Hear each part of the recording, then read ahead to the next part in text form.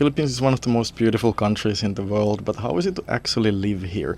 I will talk about all the pros and cons based on the last 3 months of living here.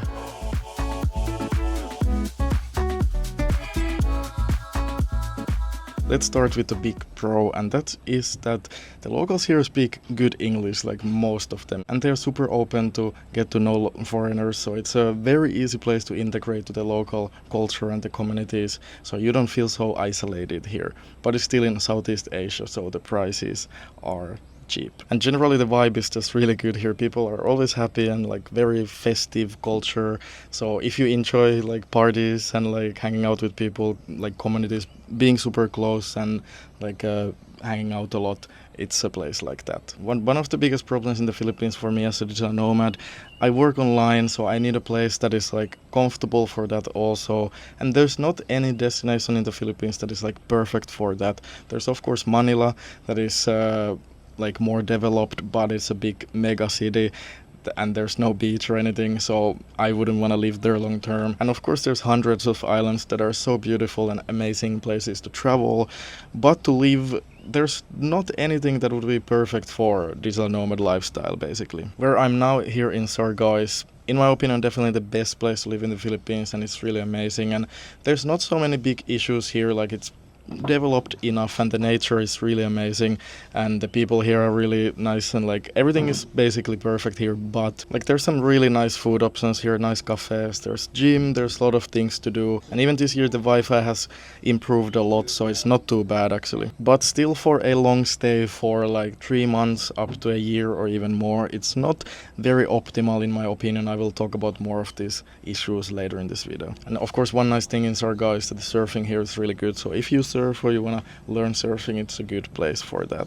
And yet the next positive is that if you actually want to stay longer in somewhere in Southeast Asia, you want to actually like settle down more and like stay longer in one place in Southeast Asia, Philippines is really good with the visa options. Basically it's super easy to stay here up to like 2 to 3 years with just extending your visa on arrival. So it's definitely the best I have ever seen in Southeast Asia. Usually it's like up to like 3 months, 6 months or even a year, but it's expensive or difficult to get those visas and you need to do visa runs, but here it's very easy. And if you get any value out of this video, please like the video and subscribe to not miss the next videos. And one big positive in the Philippines of course is that there's so much to do and experience and explore. There's so many different islands, there's snorkeling, diving, island hopping, waterfalls, and like there's so much to see. Even in Siargao itself there's so many places to do day trips and exploring and seeing amazing nature.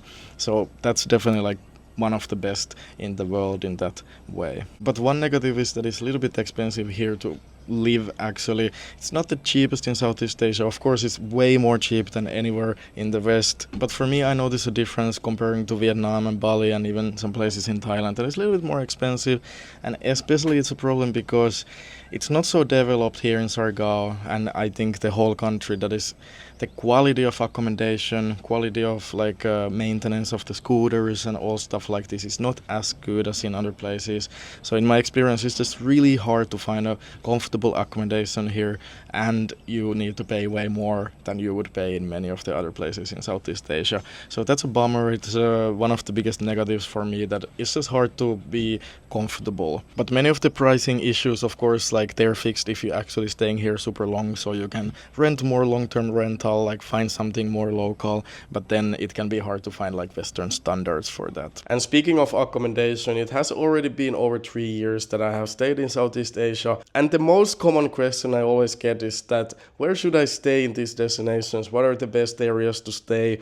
What are the Airbnbs I'm staying in the videos, and how I get good deals on Airbnbs, and also how the visas work, what are the best visa options, and how do I plan my stays around the visas. So I finally decided to create a video guide that explains basically all of that, and it's called Southeast Asia Stays. In addition to all the videos that will explain all these things in all the 14 destinations that have been shown in my channel, I will also giving my personal Airbnb wish lists, so you can easily see all the nice places I have found in all these destinations and the places I usually stay. I'm so sure this guide will be so valuable for you because it's coming from someone who actually spent a lot of time in these destinations. For example, in Canggu, Bali, it makes huge difference to know all these things. I get so many questions of like, how do I find accommodation that is so affordable? Because when they paycheck is way more expensive. And also many people complain that they really didn't enjoy their stay here, but when I ask where did they actually stay in Canggu, they give me an area that I also like. I would hate to stay there also, so it makes a difference to know like what are the nice areas to stay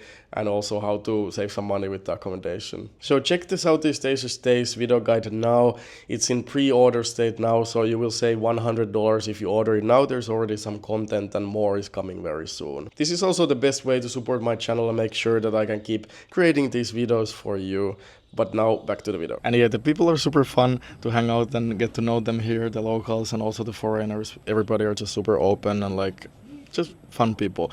But the problem, like that's a good thing, but the problem with that comes that I find, and other people I hear find also in the Philippines, that it's a little bit hard to focus on work and like be healthy, because it's just so common to like party and drink and do this and that. So you just, of course, end up like it's more fun in the Philippines, they say. It is, but if you want to focus on health and well-being and work like I do, it's a little bit challenging here, I would say. And generally the culture for fitness is just not so good, like healthy food and gyms, and like there of course are, even in Sargo and Small Island, there are options, but they're just not as nice and not so many as in other destinations, and the fitness culture is just not a big thing here, so it's not as accessible to do these things. And yeah, for work also the challenge is that internet is good these days, but it's not as good as in many other places. It's a little bit unreliable of like most of the time in most places, so that can also a little bit make it difficult. But yeah, I mean like it's manageable, it's not too bad, but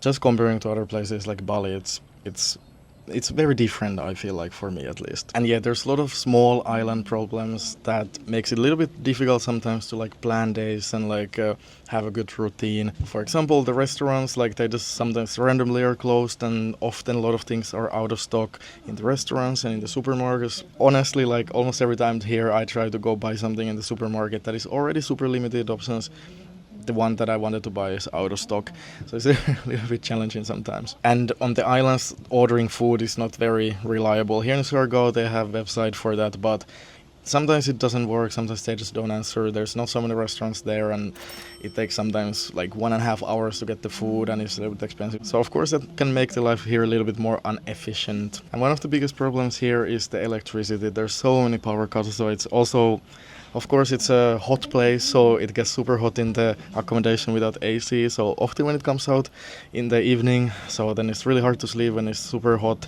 and then I'm just tired all the time. And like, this is what it's hard to explain exactly. Like staying here for a few months, even like I start to like feel it. For a few weeks, for a month, it's totally fine, but after that, it starts to get a little bit like, okay, like would be nice to have more consistency with everything. So all in all, I would say Philippines for travel, it's insane, it's incredible, it's really amazing. But for long stay, like for some people, if you enjoy more simple living, if you enjoy the festive vibe and like meeting the locals and hanging out with them, partying and like just being super social, I think it's one of the best places for that. But as I explained, for people who want to focus on work, be a digital nomad, like to have a comfortable place where everything works well, it's probably not the best one for that. But anyway, thanks for watching. See you next week.